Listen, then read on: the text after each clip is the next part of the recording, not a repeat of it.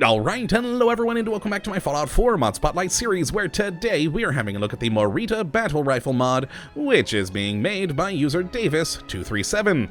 And what this glorious little piece of work looks to add into the game is, well, guys, it's something that is entirely not lore friendly. And this just after the last episode where I gave my big spiel about me preferring lore friendly weaponry, whether it's made up or historical. I just want there to be a good reason for whatever gun I'm using to exist here in Fallout 4. But apparently this mod found my one weakness, which is, my guilty pleasure of a movie, Starship Troopers, or more specifically, the Morita Battle Rifle that they use in the movie. Yes, apparently the one thing that will make me give up my lore-friendly ways is a cheesy action sci-fi film from the late 90s. So, would you like to know more? Of course you would, that's why you're here. So let's jump into the Pip-Boy real quick and take a look at the sort of standard Morita Battle Rifle, which is a beauty of a bullpup weapon, which, with the basically standard modifications, will give you 50 damage using the 50 caliber ammo at a rate of fire of 40, range of 203, accuracy of 74, and a weight of 16. Now, how you get your hands on one of these is actually pretty easy. You just need to go to Diamond City, and the one shop that will sell you a Morita Battle Rifle is the Commonwealth Weaponry Shop.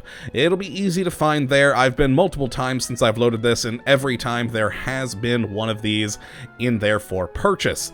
Now, if you don't want to buy it and you'd rather take it off the cold dead hands of an enemy, well, you could always go for a gunner, as it has been added to the leveled loot list for them. So either buy it at a store or kill a gunner, one of the two, it's up to you.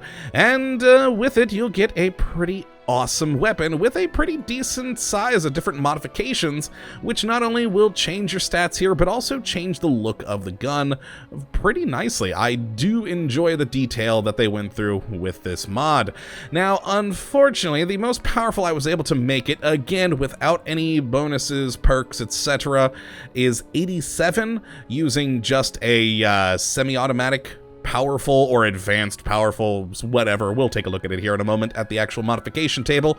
And yeah, so that's the most powerful I was able to make this gun, which again, with perks, you could probably bump up pretty nicely. But let us go and take a look at the weapon workbench here and check out what we have. Now, first, in the sort of receiver section, we have either the standard rifle, which will be that base 50 damage. We then have a light frame, which will lose you damage, heavy frame, calibrated frame, hardened rifle, automatic rifle, armor, piercing automatic rifle, powerful rifle, rapid automatic rifle, and that thing fires really fast, a calibrated powerful rifle, advanced rifle, and finally, powerful automatic rifle. Now, for single shot, the most powerful you're able to make it is 87, and for automatic, the most powerful you're able to make it here is 57.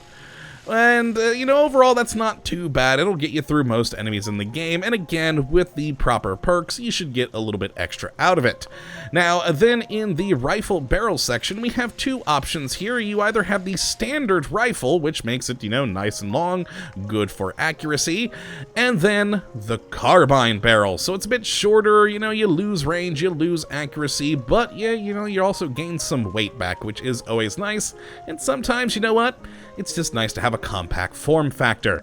Now the next is grip, which we have nothing. You have one option here, and that's a grip, which apparently is for better recoil. And then for magazines, we have the standard 20 round or a 30 round, and finally a 100 round box magazine, which you can go with if you really want to lay down fire. Next is the sights, where we have a pretty decent variety, but really only a couple of models. Now the standard iron sights are usable, not the greatest, but they're serviceable. The short scope then is one of the basic models that we have for scopes. We then have the Reflex Sight, which is basically the same as all the other Reflex Sights in the game. And then from the medium scope onward, we have that same sort of bulky scope design up at the top of the rifle. So just whichever really you want to go with for usefulness, or if you want to limit the bulk, I'd say go with the Reflex. Now, in muzzles, we have your pretty typical things here, the compensator, muzzle brake, and finally a suppressor. And with that, that is, well, it to this rifle. Overall, a very fun little thing, and a pretty decent amount of modifications. I'd like to see a few more, perhaps. Maybe a materials section so you can change the color scheme of it would be quite cool, but who knows, maybe that'll come in the future. So for now, let us take a look at how it fires, and of course, a listen to the sound. So I'll be quiet for a moment. Now again, remember, this is the standard Morita, so this is with the standard sort of receiver here, which is semi-automatic rather than fully automatic. And one thing to notice is what I'm about to show you when I hit R to reload, is that we really don't have a custom animation for this, which is unfortunate. I would like to see a proper animation, but the maker of this mod went with just the assault rifle animation because there's no standard bullpup animation in the game. But it would be nice to see a custom one. Who knows? Hopefully, maybe we'll get one down the road. Now, as for suppress... Oh, actually, let's go back to the Morita Battle Rifle up here to show off the iron sights a bit better. So there we go. They are useful. You get a pretty good sight out of them. Maybe not the best in the world, but overall, pretty decent.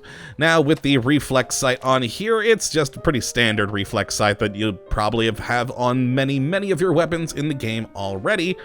And then with any of the other scopes, we have, oh boy, this big thing on there, which really does block a lot of your view. But you know what? If you get a good scope, you got a good scope. And of course, this one has the nice box magazine, so we can just keep on firing for a while. Oh yeah, that's wonderful. And listen to that glorious sound. And I'm wasting a lot of 50 caliber ammo. All right, let's go and check out the suppressed one for the last to get the sound of that. And there we are, and that is the suppressed fire for this, and once again, oh boy, that horrid animation. But overall, you know what, even with the animation, I'm still really enjoying this rifle. Again, Starship Troopers is sort of my guilty pleasure of a movie, and it's fun rocking around with this thing. Plus, I actually, in the real world, I've got a strange thing for bullpup rifles. I really love them, and so having a cool bullpup in the game, that makes me happy. Now let's, of course, take out our usual opponent over here to test the gun. And now he's actually pretty far away, so for the carbine design, this might not be the best. Never mind, we got him good. Now this one is the most powerful of the Morita rifles you're able to make at the moment with that, what was it, 87 damage? Yes, 87. And yeah, actually did some pretty good damage. We got a one-shot, of course, with the sneak bonus there.